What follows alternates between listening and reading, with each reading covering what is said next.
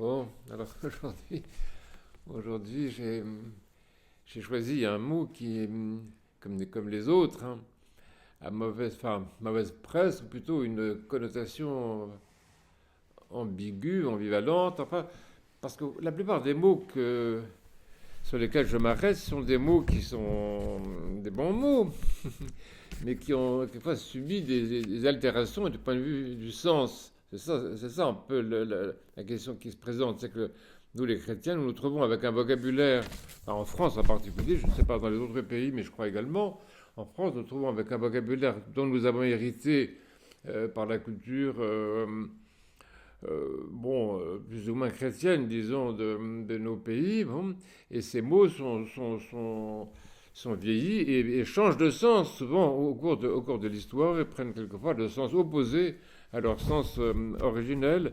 Et donc ce qui est intéressant, c'est justement de retrouver le sens premier des mots pour pouvoir les utiliser quand même, parce que souvent ce sont des mots très intéressants et très importants. Et donc le mot sur lequel je me suis arrêté aujourd'hui, c'est le terme de autorité. Autorité, alors effectivement, c'est vrai quand on parle d'autorité, en France en particulier, c'est un mot qui ne sonne pas très bien, que nos contemporains n'aiment pas tellement entendre, et y compris dans l'Église, hein, y compris dans l'Église, le terme d'autorité est un terme qui n'est pas facile à employer, ou éventuellement on n'emploie pas, ou en tout cas dont on se méfie. Je me rappelle, c'est comme ça que je voulais commencer, je me rappelle d'une remarque de Père Michel Evdokimov, ça fait quelques années maintenant. Il m'avait dit ça, il avait dit une fois, il n'y a pas d'autorité dans l'Église. Il n'y a pas d'autorité dans l'Église. Et ça m'avait fait beaucoup réfléchir, parce que c'est à la fois vrai et pas vrai. C'est vrai dans le sens où, si on prend le mot autorité avec cette connotation de pouvoir, de commandement, où il faut se faire obéir, on prend les moyens, ce qui est redoutable, on prend les moyens pour se faire obéir, la contrainte, la peur, l'humiliation. Si on prend le mot avec sa connotation militaire, au fond, et cléricale, avec l'idée derrière ça d'abus tyranniques, d'une autorité qu'on détient, d'un privilège, d'une position hiérarchique, hiérarchique dans le sens insupportable d'un pouvoir institutionnel, pas dans le bon sens de hiérarchique que j'ai expliqué dans une autre conférence. Mais c'est vrai que si on prend le mot autorité dans ce sens-là, dans le sens d'un pouvoir qui est imposé, qui ne supporte aucune discussion, qui entraîne un autre mot, le terme d'autorisation, qui est un mot très suspect aussi, qui a un sens là aussi par rapport au pouvoir qu'on exerce. Donc c'est des autorisations administratives, des autorisations militaires, et même dans l'Église, c'est vrai que ce que voulait dire le Père Michel, c'est un peu juste, il n'y a pas l'idée d'autorisation, en fait, au sens négatif du mot, c'est vrai que ça ne passerait pas. Même l'idée de permission n'est pas très juste. Dans l'Église, on demande la bénédiction, on ne demande pas la permission, c'est pas exactement la même chose. Donc c'est vrai que ce vocabulaire qui fait allusion à une autorité plutôt juridique ou traditionnelle, légitimée par la tradition, légitimée par les lois, enfermée dans un réseau d'obligations et éventuellement soutenue par la reconnaissance j'allais dire, des bénéficiaires, ou des consommateurs, ou des victimes, pas de l'autorité, mais quelquefois ces victimes de l'autorité sont tout à fait consentantes, elles sont dans un état de reconnaissance, un état d'admiration. C'est comme dans toutes les déviations liées au pouvoir, il y a malheureusement, presque toujours, je crois, des formes de complicité. Les dictatures, par exemple les tyrannies, elles ne tiennent pas seulement par la peur, qui marche assez bien évidemment, mais elles tiennent aussi par la complicité des gens qui, d'une certaine façon, ont besoin d'admirer un pouvoir qui les dépasse. Enfin, il y a quelque chose d'assez pervers quand même dans tout ça. Donc c'est vrai que le mot d'autorité, je ne parle pas du concept, le mot lui-même, c'est vrai que il a une résonance quand même perverse ou pervertie, en tout cas, bon, avec derrière ça, ce qui est très grave quand même, aussi bien dans l'Église d'ailleurs que dans d'autres formes d'institutions, un danger d'infantilisation. Hein, l'autorité, c'est le prétexte finalement à traiter les fidèles ou les usagers de l'institution comme des enfants, comme des êtres sous-développés en quelque sorte. Enfin, c'est vrai que c'est très grave. Enfin, la déviation, la perversion dans le domaine de l'autorité ou de ce qu'on appelle l'autorité, c'est quand même gravissime et ce n'est pas en fait, ce n'est pas supportable. C'est quelque chose qu'il faut que c'est bien de revenir là-dessus, de le contester, comment dire, de faire la critique des abus dans ce domaine-là qui sont insupportables et qui rendent absolument invivable l'existence. Il y a quand même pas mal de personnes que nous connaissons qui se sont éloignées de toute institution ecclésiastique pour cette raison-là. Parce que justement, ils n'avaient pas besoin d'avoir ni de lunettes, ni d'appareils particulièrement développés pour percevoir les ambiguïtés dans ce domaine-là et l'espèce de consensus affectivo-émotionnel infantile qui fait qu'on laisse s'imposer des formes d'autorité, de décision unilatérale sans consultation, sans... Et ça, donc, je veux dire que ce n'est pas une invention de la part de ceux qui redoutent cela. Mais c'est vrai que le mot lui-même, c'est un peu dommage qu'il soit utilisé pour ça, parce qu'il veut dire tout à fait autre chose. C'est un mot qui est un très très beau mot, le mot autorité, justement. D'abord, il faut revenir, comme toujours, quand même à l'étymologie. Les mots que nous avons en français, généralement, ils viennent du latin, pas tous, pas généralement quand même. Et c'est vrai qu'en latin, le terme de auctoritas, qui est un mot très important dans la civilisation romaine, et employé également d'ailleurs dans des formes tout à fait inquiétantes. Il est quand même d'un mot, il est la même famille qu'un autre mot qui est augmentum, c'est-à-dire l'idée d'augmenter une réalité, de donner de la valeur à une réalité, de la développer, de lui donner de la puissance. Alors ça, c'est très très intéressant, très intéressant. Alors c'est vrai que dans l'Empire romain, tout ceci était devenu très, très ambigu également, puisqu'il y avait un monsieur qui s'appelait Auguste, comme tout le monde le sait, et Auguste est de la même racine qu'Augmentum. Alors, l'Auguste, qui est pas seulement un nom propre, mais le nom d'une fonction pratiquement, qui est l'objet d'une vénération obligatoire, vénération religieuse obligatoire, sous peine de mort, sous peine de torture, comme le savent très bien les premiers chrétiens. Donc ça vient de ça vient de cette, je sais pas, c'est une idée, c'est une idée, disons, d'augmentation, de développement, de croissance. C'est très intéressant quand même, c'est-à-dire l'autorité, l'augmentum, l'autoritas, c'est une capacité que quelqu'un a de faire proliférer une réalité, une bonne réalité en principe, de développer, donc effectivement d'augmenter, d'élargir, éventuellement d'épanouir. Enfin, ça peut avoir un sens très, très, très positif et ça n'a aucun rapport avec le mot autocrate, par exemple. Donc ça, il faut le dire tout de suite. Le mot autocrate, qui désigne justement un pouvoir sans consultation, est un mot qui vient d'une tout à fait autre racine. Ça n'a aucun rapport avec l'autorité. L'autorité n'est pas une forme d'autocratisme, étymologiquement en tout cas. Et alors, ça correspond à un terme grec, qui est un mot très très important, le terme de exousia, qui c'est l'équivalent dans les versions grecques, disons, des textes, est un mot qui ne se traduit pas par pouvoir, enfin, en tout cas pas par pouvoir sur quelqu'un ou sur des choses, mais pouvoir comme capacité. Et l'exousia, c'est en fait un mot qui se traduirait bien par liberté. L'apôtre Paul l'emploie, il dit, vous savez, dans des textes qu'on traduit très mal, c'est dans le premier épître aux Corinthiens, il y a 2 passages où Saint Paul écrit, je ne sais pas quoi, tout m'est permis, mais tout n'est pas utile. Parce que c'est une traduction tout à fait regrettable, parce que ce n'est pas un problème de permission. L'exousia ou l'autoritas, ce n'est pas un problème de permission, c'est un problème de pouvoir, de puissance, de capacité, de liberté d'action, vraiment d'espace encore. C'est un espace, l'exousia, c'est un espace permettant l'action, permettant la réflexion, permettant la pensée, permettant tout en fait. Et donc c'est extraordinaire parce que ça vraiment, c'est un terme qui est très très important et qui a une connotation universelle très grande. Celui qui a l'autorité, celui qui a l'autorité ou celle qui a l'autorité, en fait, dispose de tout, pas seulement de soi, mais il a tout, il a entre les mains un potentiel totale et une capacité universelle. Mais c'est bien sûr, c'est une capacité aussi pour faire le bien, pour faire des bonnes choses. Bon.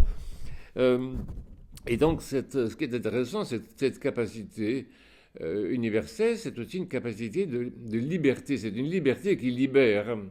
Et c'est là que c'est très, très intéressant, très, très fort, même dans le domaine juridique, dans le domaine traditionnel, dans le domaine religieux, dans le domaine charismatique, on peut dire, l'autorité, c'est ce pouvoir de libérer, de développer l'existence d'une personne ou d'une situation.